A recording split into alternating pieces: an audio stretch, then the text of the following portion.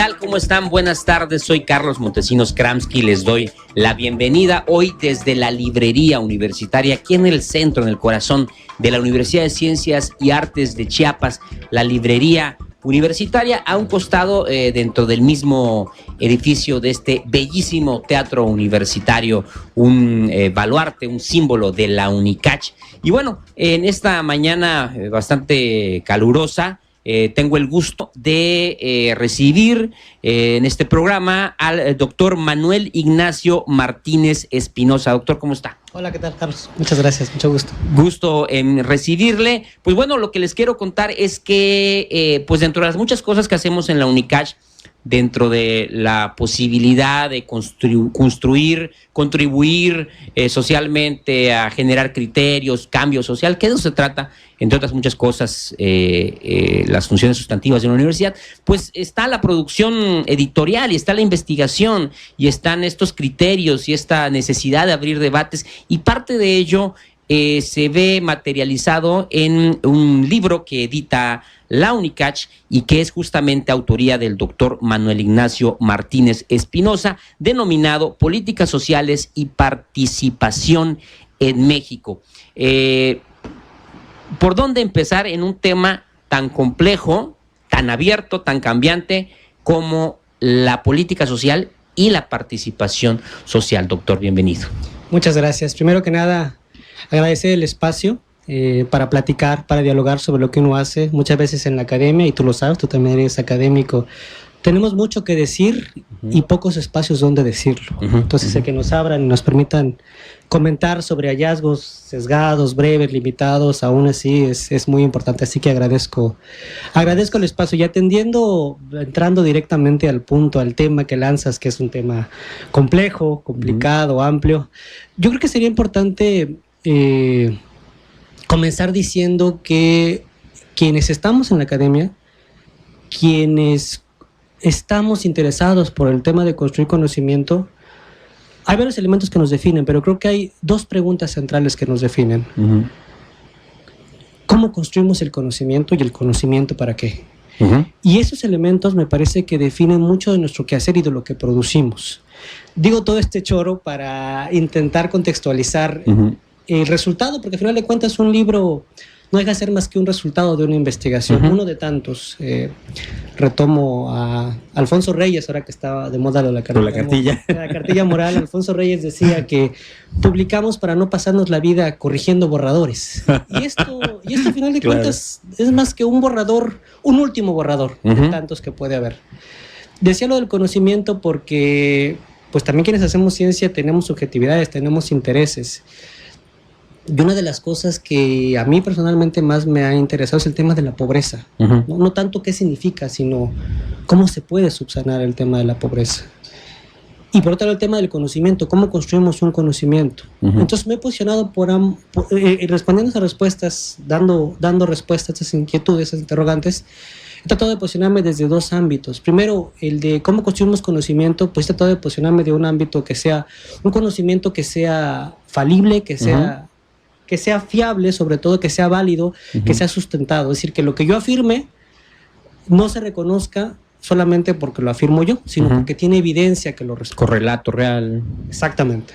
Y por otro lado, pensando para qué el conocimiento, pues evidentemente para que sea de utilidad para nuestras sociedades, para aquella sociedad en la que estamos inmersos.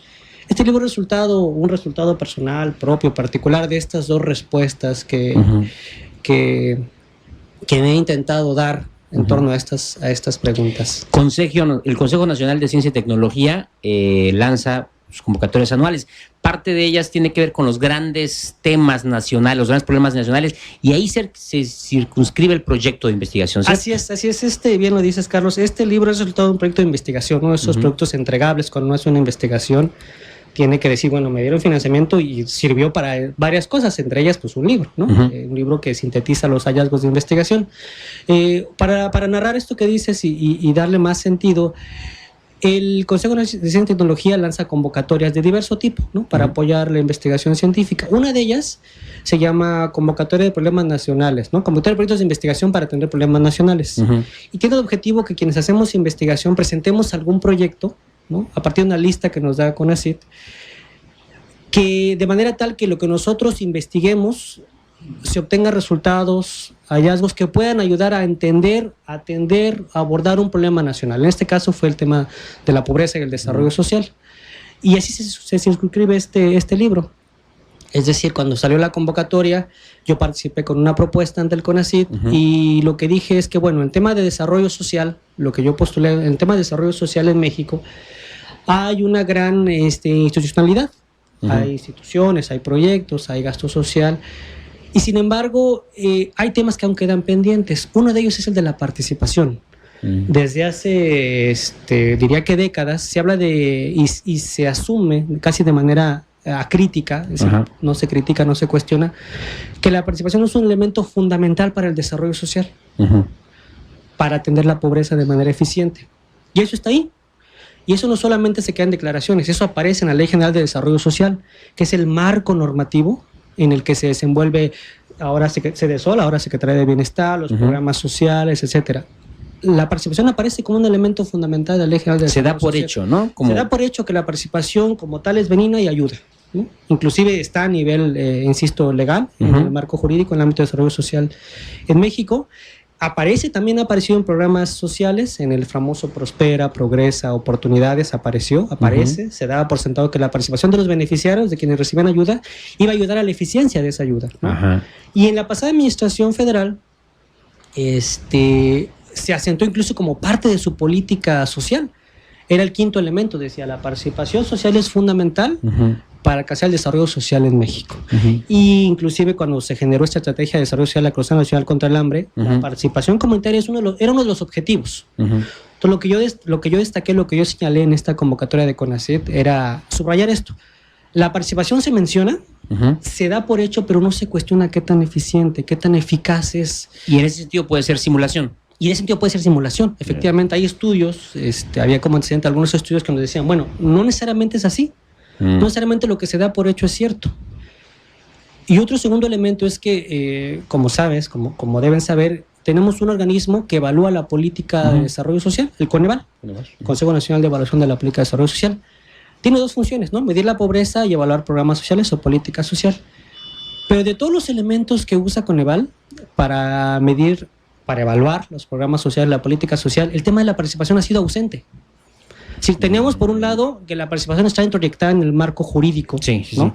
Que se dice, que se asume que la participación es fundamental para el desarrollo social, para combatir la pobreza, pero por ese lado lo tenemos, está inclusive en el marco, insisto, en el marco normativo, la Ley General de Desarrollo Social, pero sin embargo no tenemos elementos para decir si esto era cierto, si había evidencia de eso, y no hay evaluaciones que nos dijeran si eso era. De la participación. De la participación como tal. Entonces lo que yo dije antes, si tenemos un problema nacional aquí, como yo lo identificaba. Se habla de la participación, se asume, pero no se cuestiona qué tan eficiente, qué tan eficaz es y que si realmente, porque puede ser que la participación tergiverse y venga no a generar un proceso de desarrollo, un proceso democrático, sino que venga a fortalecer estructuras jerárquicas de poder autoritarias, ¿no? Sí, claro. Entonces habrá que evaluarla y no se ha evaluado. Eso lo postulé y con la CID dijo, bueno, órale, te damos oportunidad, vamos a financiarte y se financió este proyecto de... Y se van entonces, te vas con este proyecto al trabajo de campo, al trabajo obviamente bibliográfico, pero al trabajo de campo en 4 estados, Chiapas, Oaxaca, Guerrero y Yucatán. Sí, los recursos siempre son limitados, ¿no? Entonces uno tiene que hacer una selección, una muestra. Y dije, bueno, vamos a revisar esto, ya que estamos aquí en Chiapas, vamos a revisar esta parte del sur, que como tú sabes, es casi un saber general, tristemente un saber general. El sur del país es el más pobre, hace varias décadas. Entonces es donde más se supone que hay más gasto social, donde ha habido más programas sociales. Entonces era una buena muestra para identificar si realmente la participación funcionaba. Evidentemente uno tiene planteamientos teóricos y los va desagregando. ¿Y cuál es el caso de estudio? En ese momento estaba muy en boga el tema de la Cruzada Nacional contra el Hambre. Era una estrategia fundamental que después se abandonó, pero fue una estrategia fundamental del anterior gobierno federal. Yo propuse estudiar la Cruzada Nacional contra el Hambre, porque incluso la Cruzada Nacional contra el Hambre tenía como objetivo la participación comunitaria, ¿no? Como el hambre, la productividad, tal, pero un objetivo decía, vamos a tener esa estrategia para proveer y ayudar con la participación comunitaria que nos va a ayudar al desarrollo social. Entonces, ese fue el caso de estudio en el territorio en el sureste de México. Pero sin olvidar, ¿no? Es el trabajo de campo, pero la visión era nacional. Sí, claro. Era la visión nacional, pero con trabajo de campo en Chiapas, Oaxaca, Guerrero y Yucatán. Tuvimos, ahora hablando de política social y de la necesidad de hacer partícipe a la sociedad del desarrollo, tuvimos un viraje, en la política social a partir del sexenio de Carlos Salinas de Gortari. Incluso el primer titular de Sedesol fue Luis Donaldo Colosio. Creo que con él se inaugura.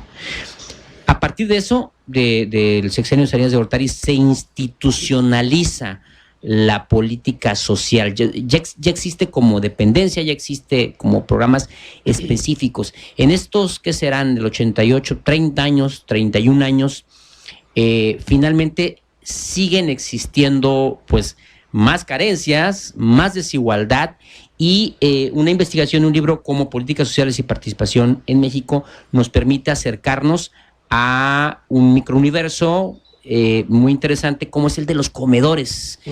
Ahí se refleja, en estos comedores comunitarios se puede, digamos, percibir de alguna manera el resultado de la política social en México. ¿Hay alguna forma de entender parte de esa realidad? Mira, tocas varios puntos que son complejos, son espinosos y vamos a intentar darle cierta lógica, que de eso tratamos de hacer en la academia. Mira, primero creo que es importante definir qué entendemos por política social. Hay de repente saberes comunes, saberes que están socializados, que se ya cree que la política social es la política de combate a la pobreza. No. La política de combate a la pobreza, perdón, es uno de los componentes, de la política social. La política social la podemos definir brevemente como aquel ámbito de política pública que los estados, los gobiernos se encargan para el desarrollo social de sus poblaciones, ¿no? Y de entre todo eso, un elemento es el combate a la pobreza. La política social tiene que ver con educación, tiene que ver con trabajo, tiene que ver evidentemente con atención a la salud, seguridad social. Y el combate a la pobreza es uno de sus componentes, uno de varios. Lo que ha pasado en México, y un poco ir abordando esto que dices, porque es cierto que hablamos de un caso de estudio, que es el caso del programa de comedores comunitarios. Sin embargo, eso trató de dar cuenta el libro. Difícilmente podemos hablar de un conocimiento a partir de un caso de estudio si no vemos la red en la que está inmersa.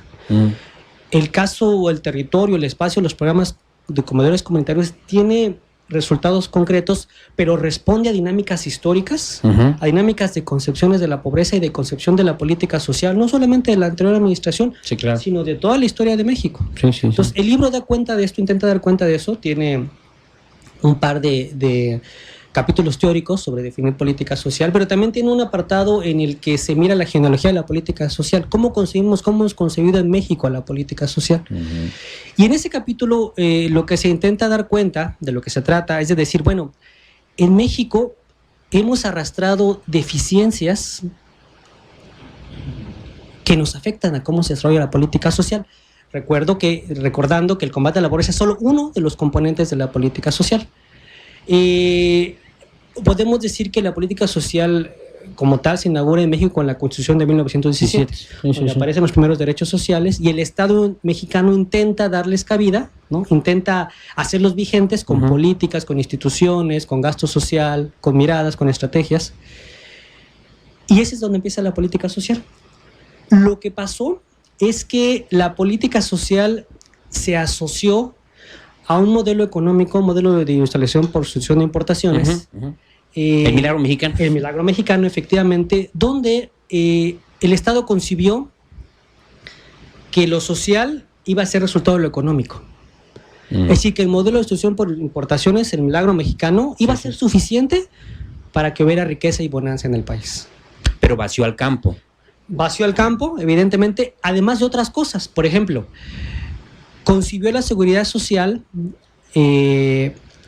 como únicamente destinada a aquellos que trabajaban o que apoyaban el modelo económico. Esto tiene ramificaciones muy relevantes, universales, históricas, mundiales, porque en otros países, en los llamados países de desarrollo, en los llamados países nórdicos, por ejemplo, donde la seguridad social es universal, ahí el derecho social, los derechos sociales, la seguridad social, no se asignó dependiendo si uno era trabajador, era obrero, sino era universal. No era clientelar, vaya. No era clientelar y no era solamente dependiendo si trabajas, si eres obrero, si tienes recursos, entonces tienes tu IMSS, tienes tu ISSSTE. Ya. Desde ahí empezamos a ver un sesgo en cómo se estructura la política social en México. ¿Sí? No fue en principio, no era para todos.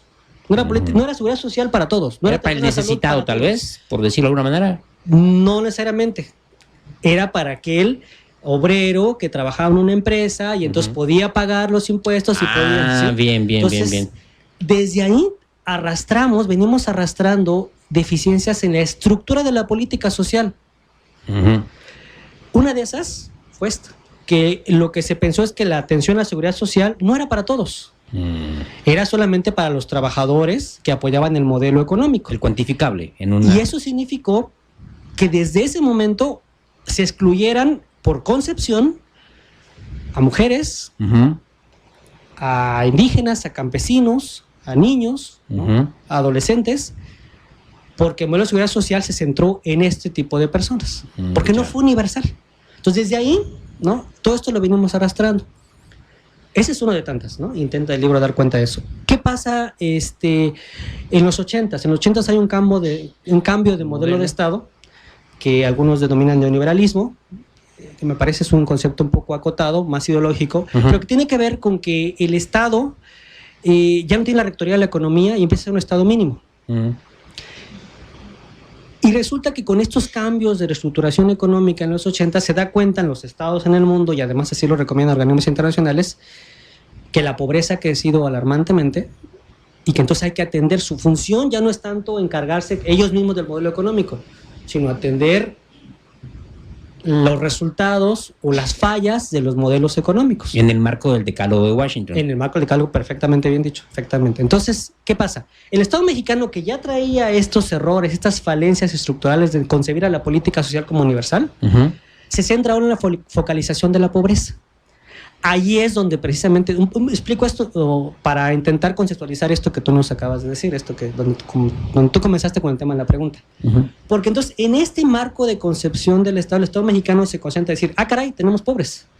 Pues ahora hay que atender también a los pobres, ¿no? Ya. Y entonces esta concepción de política social que ya venía sesgada, se sesga aún más, porque entonces se divide la focalización de recursos para únicamente combate a la pobreza y mantener una seguridad social que está sesgada y que depende, no es para todos la seguridad social. Entonces es donde se crea la Sede Sol y entonces se empieza a hablar de programas como Pronasol, etcétera. Venimos arrastrando todo esto, ¿no? Y no lo hemos podido subsanar. Todavía a estas alturas el Estado mexicano tiene una concepción de seguridad universal, de seguridad social, que no es universal, que no es para todos, sino que es dual. Ya. Si eres pobre, tienes seguro popular. Si tienes empleo, tienes tu IMSS, tu ISSSTE. Pero si no estás trabajas en Pemex, tienes mejor... O sea, es jerarquizado. Es dual, porque depende si tienes empleo formal, y si no tienes empleo formal, tienes diferentes tipos de seguridad social, ¿no? Pero además tienes programas sociales que combaten la pobreza. Lo que quiero decir es que no hay un deber ser tal cual. Pero digamos, los ejemplos mundiales más exitosos de mayor desarrollo nos dicen que la seguridad social, por ejemplo, es universal, es para todos y no depende de que si trabajas, estás desempleado, etcétera. En México no es así. En México sigue sin ser así. Y sin embargo se han intentado atender de manera focalizada, de manera dual, de manera jerarquizada, todos los ámbitos del desarrollo social, la educación, la atención a la salud, el trabajo, tal. Eso lo mantenemos, eso intenta dar cuenta el libro, hace una radiografía, una genealogía de cómo estamos de política social. Y entonces en todo eso se inmersan los programas sociales como programas de atención a la pobreza. El programa Comedores Comunitarios fue el único programa que se creó en el marco de la Cruzada Nacional contra el Hambre. Estos son los pendientes y que también he tratado de trabajar, de evaluar qué pasó con la Cruzada Nacional contra el Hambre, porque se habló mucho. Hoy tan en boga, ¿no? Y fue una estrategia que obtuvo muchos recursos, pero sin embargo los resultados son sumamente cuestionables. Bueno, dejemos eso por un lado, centremos lo en político. El tema de comedores comunitarios. Fue el único programa que se creó para la Cruzada Nacional contra el Hambre. Y tenía el objetivo tal cual de atender uno de los derechos sociales, que era el derecho a la alimentación. ¿No? Uno de tantos, derecho a la alimentación, y también con participación de la sociedad y de los beneficiarios. El programa Comedores Comunitarios pues evidentemente es resultado de todo este proceso histórico donde no todos tienen acceso a la seguridad social, donde hay una focalización de recursos para la pobreza, donde se entiende de manera sesgada los derechos sociales no como un todo, sino que se atiende de manera parcial, no se atiende de manera integral, donde los programas sociales tienen también un historial de opacidad, de ineficiencia, de duplicidad. O sea, hay varios elementos de manejo político, evidentemente, pero también de una ineficiencia como manejo desde la administración pública, de política pública, ¿no? Si tú, por ejemplo, imagínate que tú administras tu casa, ¿no? Supongamos que uno, como a veces varón, administra los recursos de la casa, ¿no? Sí. Que no siempre es así, ¿no? Tenemos que resolver eso. Bueno, nosotros tenemos que administrar. Entonces, tú vas a destinar dinero específicamente para la alimentación, ¿no? Para que te alcance, tienes presupuesto limitado y para que te alcance. Más o menos en esa metáfora hacen los gobiernos, atienden las carencias sociales o buscan atenderlas. Y eso lo hacen a través de programas sociales y gasto social. Bueno, uno de los elementos de deficiencia de los programas sociales es que se duplican. O sea, tú imagínate que gastar lo que tienes en comida, pues lo gastas, compras muchas veces ¿La pollo. despensa? Okay. La despensa muchas veces y se echa a perder. Lo mismo hacen los programas sociales. Gastas mucho dinero en atender desde diferentes instancias, diferentes dependencias, lo mismo, ¿no? Por dar un caso. El programa Comedores Comunitarios estaba, porque ya fue cancelado, estaba inmerso en esta lógica de estructura dual, de ineficiencia de la política social, de opacidad, de todo eso. Y sin embargo obtuvo resultados interesantes. Muy bien, muy bien. Vamos a seguir platicando, la verdad es que un tema bastante interesante para quienes nos escuchan y se están incorporando tal vez ahorita a la transmisión o hace algunos minutos. Estamos platicando acerca del libro Políticas Sociales y Participación en México del doctor Manuel Ignacio Martínez Espinosa, el caso del programa Comedores Comunitarios, un libro editado por la Universidad de Ciencias y Artes de Chiapas, el CESMECA, CONACYT, y sí, hay otro, no traje lentes, hay otro logo aquí, pero bueno, vamos a ir a un corte, pero déjenme agradecer, por supuesto, la gentil siempre atención técnica y personal de Manuel Mendoza y todo el personal, compañeros de la Dirección de Extensión Universitaria, que hacen posible esta transmisión desde la librería universitaria, que además nos acompañan aquí en vivo en esta transmisión. Vamos entonces a un breve corte y regresamos aquí en Mosaico Universo en el 102.5 FM Unicach Radio. Mosaico Universo. Unicach FM 102.5 MHz XHUCAH 2741 watts de potencia. Libramiento norte-poniente 1150, Colonia Lajas Maciel. Edificio 19, Ciudad Universitaria, Tuxtla Gutiérrez, Chiapas. Por la cultura de mi raza.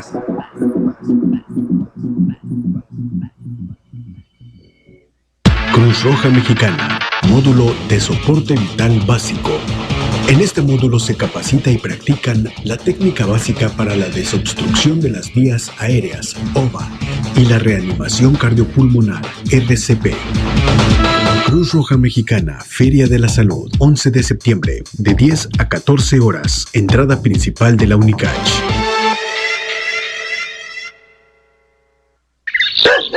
¡Mamá, el cartero volvió! Ahí en el buzón está mi corazón, porque llegó el cartero. ¡Mamá, ya llegó el cartero! Mañanitas Mexicanas, este 14 de septiembre, de 9 a 14 horas, Museo de la Ciudad en Tuxtla Gutiérrez, Avenida Central Poniente número 288. Teatro Entropia presenta Maruja Ambulante, compañía chileno-polaca, 20 de septiembre, 19 horas, Museo de la Ciudad, Avenida Central Poniente número 288. Tercer Congreso Internacional del Colegio Mexicano de Nutriólogos, del 24 al 27 de septiembre, auditorio de la Unicach en Ciudad Universitaria. Informes, congreso.cmn@cmn.org.mx o al 55 63 59 50 74, extensión 106. Segundo Congreso Internacional sobre Problemáticas Contemporáneas, Sujetos y Contextos de la Violencia en América Latina, 24 y 25 de octubre, en las instalaciones de Ciudad Universitaria, de la Unicach. Cursos de iniciación musical, sede San Cristóbal, del 30 de agosto al 8 de noviembre. Informes, calle Belisario Domínguez, número 13, Centro Histórico, en San Cristóbal de las Casas. Teléfono 63 166 55. Taller de estimulación y formación musical, desarrollando habilidades para la vida a través de la música, del 24 de agosto al 16 de noviembre. Horario sabatino, dirigido a niños y niñas de 2 a 6 años. Informes al 961-278-7876. Correo daniela.pinzon@unicach.mx.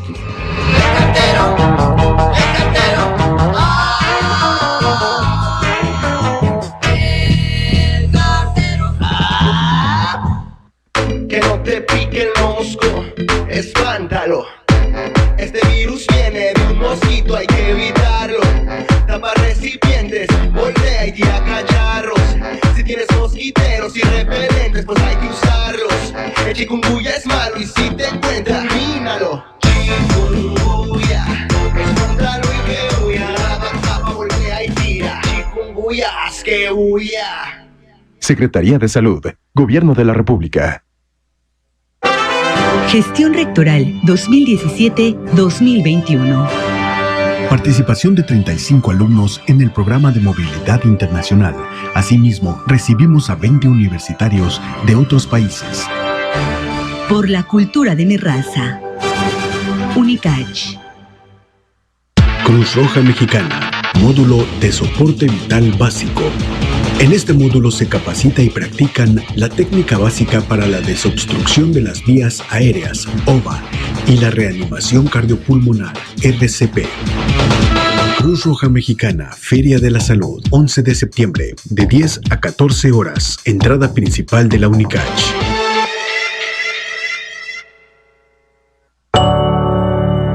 Mosaico Universo.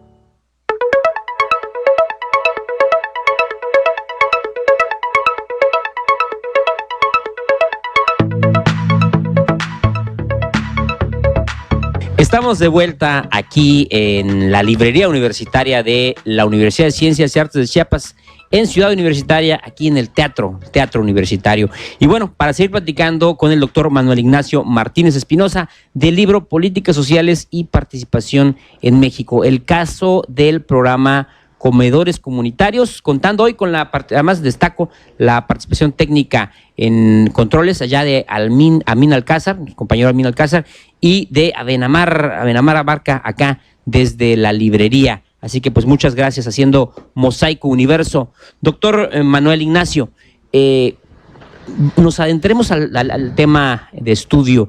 ¿Qué hallazgos, qué encontraste en esta, entre la concepción teórica, los enfoques metodológicos y esta realidad social que se impone?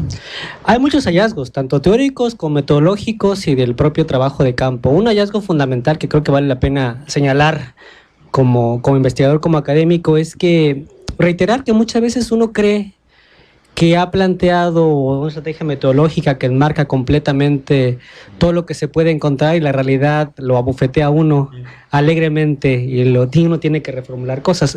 Digo esto porque yo pensaba que iba a encontrar ciertas cosas, ciertos resultados, ciertas dinámicas, ciertos procesos, y si bien es cierto que encontré algunos, también encontré otros. Por ejemplo, yo debo reconocer que en mi modelo de análisis que había planteado para la investigación, para el estudio de este caso del programa Comedores Comunitarios, no incorporé la variable de género, la variable de género tal cual. Y resulta que para este caso es fundamental, porque el programa Comedores Comunitarios, lo detallo ahí con varias cosas, pero como para hablar de una conclusión, no pudo haber funcionado de la manera que funcionó si no hubiese sido por las mujeres que lo atendieron. Es decir, las mujeres, con todo eso lo que implica, con todas las intersecciones de desigualdad, de inequidad, pero el trabajo convencido, dinámico, responsable, concienzudo de las mujeres que estuvieron en las comunidades y que cada mañana se levantaban para preparar la comida, ir a comprar, atender, fue fundamental para el programa Comedores Comunitarios. Y esto es un hallazgo, me parece a mí, relevante, que hay que subrayar, Porque muchas veces, como esta analogía, también nosotros de la academia, también muchos programas federales son planteados, diseñados desde escritorio, pero las realidades son diversas. Las realidades donde se llevan a cabo las comunidades, los territorios donde se ejecutan ese programa, donde se implementa ese programa, son diversas y son lo que le dan vitalidad, lo que interpela los propios diseños y lo que hace que el programa sea dinámico. Entonces, esa parte me pareció fundamental. Me parece fundamental reconocer que a final de cuentas hablamos de pobreza, hablamos de gasto social, de presupuesto, de programas de política social, pero en el centro de todo están las personas. Sí, claro. Las personas son los que viven la pobreza, los que nos definen la pobreza, los que saben a qué se refiere, los que aceptan o no aceptan como pobres, los que llevan a cabo el programa social, los que dinamizan una idea de política pública. Voy a dar un par de ejemplos. Uno de los lineamientos del programa Comedores Comunitarios era que quienes lo atendían en las comunidades tenían que llevar una lista y tenían que pedir para poder atender y ofrecer las 2 comidas al día, la credencial del elector, etcétera. Varios requisitos que eran rígidos, ¿no? Para que tuviera el programa un control y un padrón de beneficiarios. Pero lo que pasaba muchas veces en las realidades es que pues no hay ni credencial de elector y ni acta de nacimiento. Ni acta de nacimiento. Las necesidades son necesidades y ya está. Sí, claro. Y lo que hicieron las mujeres es, pues eso no dicen los lineamientos, pero nosotros le damos de comer a quien nos viene a pedir. Sí, claro, ¿no? Claro. Y otro elemento fundamental que encontré y que realmente eso, para documentar un poco la esperanza, ¿no? Porque ya fuimos críticos, pero también hay que documentar la esperanza, como decía Carlos Monsiváis. Es que también programas así con participación, con participación responsable, solidaria, generosa de las mujeres, en este caso, genera cohesión social. Claro. Es decir, se busca atender una carencia, una necesidad básica de subsistencia como es la alimentación, pero no se queda ahí. Muchas mujeres, cuando platicaba con ellas, pues sí, era para alimentar a su familia, pero también querían que no lo hablaban así, muchas veces son conceptos que nos inventamos en la academia, pero querían que hubiera capital social en sus comunidades, es decir, que hubiera dinámicas, que todo aquello que le narraban sus madres, sus abuelas, ellas lo revivían en el comedor comunitario, ¿no? Ya. Inclusive usaban el espacio del comedor comunitario para hacer fiestas, para hacer cumpleaños, para hacer huertos. O sea, dinamizaron una idea de política pública. La gente que lo llevó a cabo de manera solidaria y generosa, en este caso las mujeres, hicieron un programa pensado únicamente para atender la carencia de alimentación con lineamientos rígidos, un espacio de retroalimentación y de cohesión social. Lo llevaron más allá. Yo supongo que esta querencia, ese sentido de solidaridad que hay en la mujer, en la comunidad, en el contexto de una comunidad, estuvo siempre ahí históricamente y que quizá un programa social de esta naturaleza solo visibiliza. Lo viene a visibilizar. Pero ojo también, o sea, no todo es tan lindo. El programa social también muchas veces con los lineamientos, lo que vino a hacer en muchos casos es reafirmar ciertos patrones inequitativos. Sí, claro. Sí, esa es Por dar un ejemplo, los gestores eran únicamente varones y las cocineras eran las mujeres. Y eso se reprodujo para... ¿no? Reiterar esta idea. No abona el empoderamiento. No abona el empoderamiento, no abona la equidad, porque reiteró esta idea de que las mujeres son las que cocinan, las que tienen, y los hombres somos los que manejamos los recursos. Los que van a Tuxtla, los que van a Ciudad de México. Exactamente, los que dicen cómo, los que manejan las cuentas. O sea, tiene evidentemente un tema tan complejo como la pobreza y por supuesto la política social, los programas sociales que la tienen son muy complejos y es difícil evaluarlo de una manera tajante, binaria, como bueno o malo. Tiene elementos, tiene matices y el programa de comedores comunitarios tuvo de ambos lados y dependiendo también de la comunidad, ¿no? Muy bien. Doctor, te quiero preguntar, ya quizá en un enfoque más de la ciencia de los alimentos y la nutrición, ¿puede ser evaluable los resultados, pueden ser cuantificables los resultados de este programa? No solo pueden, deben. Todos los programas sociales deben ser evaluados, ¿no? Deben tener elementos para que uno pueda tomar decisiones como política pública, que no dejan de ser una política pública y como toda una política pública tiene que ser decidida con base en evidencia, con base en resultados, que esa un poco por nota al pie de página es una de las carencias de los programas sociales en México. Muchas veces sexenales. No solo eso, sino que muchas veces programas sociales que son evaluados de manera negativa no desaparecen, sino que se siguen financiando. No se toman decisiones de política pública con base en evidencia. Esa es una de tantas que se da cuenta de una de tantas deficiencias. Pero bueno, regresando a lo que dices, por supuesto fue evaluado por CEDESOR, por evaluadores externos, en esta parte del complemento nutricional, el complemento alimenticio, de la ración de comida que se le daba. Y al final de cuentas, insisto, tuvo sus resultados tanto a destacar como a criticar en ambas partes. Muy bien, muy bien. Voy a plantearle algo que entiendo es parte de su formación. Siempre la política social o cualquier hecho social nos lleva a la comparación, porque en la comparación podemos encontrar razones, deficiencias y virtudes de lo nuestro. Usted tuvo la oportunidad de estudiar y trabajar y vivir la cultura finlandesa, la cultura nórdica, y siempre es un referente Finlandia, Suecia, Noruega, Dinamarca, de política social, de educación, de equidad, de muchos conceptos sociales positivos. ¿Cómo entender el éxito de esta política social en los países nórdicos sin perder la objetividad de saber que estamos hablando de México? ¿Cómo relacionar ambos casos?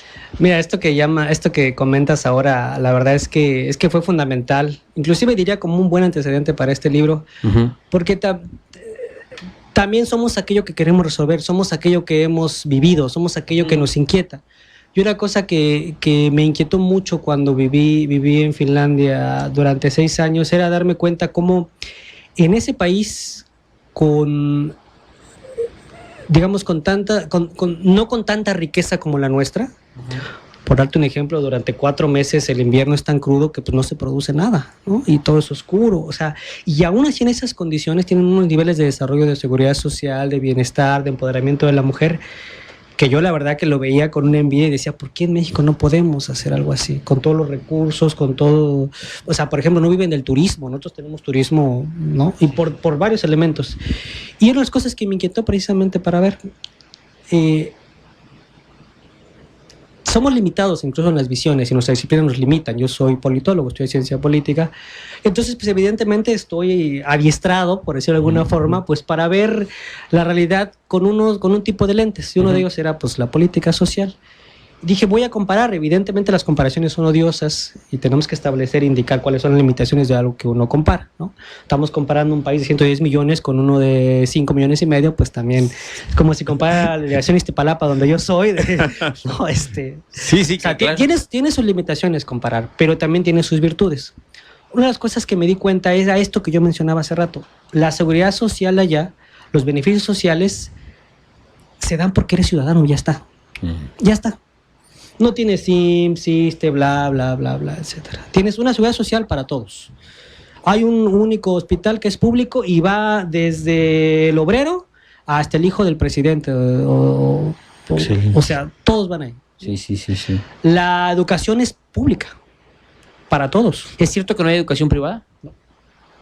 Extraordinario. No, es educación pública y es de buena calidad para todos. Sí. ¿no? Lo que quiero decir es que tiene sus limitaciones, pero creo que vale la pena espejearnos, ¿no? ¿Construyeron un piso quizá desde hace mucho? Sí, ese es el punto. A veces hay acontecimientos, hay momentos que son fundamentales para una construcción institucional de un Estado. Después de que pasaron por una guerra civil que fue cruenta, ¿no? Una guerra civil, una guerra interna, lo que hicieron es, se sentaron las dos élites, tanto los ganadores como los derrotados, y dijeron, a ver, tenemos esto, nuestro país está destruido, ¿cómo le vamos a hacer? Apostando a la educación, a la tecnología y a la seguridad social.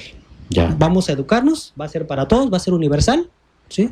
No va a ser dependiente si eres de este partido, si trabajas de esta forma, es una base mínima, un piso mínimo para todos, que es algo que se discute mucho en teoría de política social, ¿no? Hay que establecer pisos mínimos, pisos parejos para todos. Pero ese consenso social es complejo pensarlo.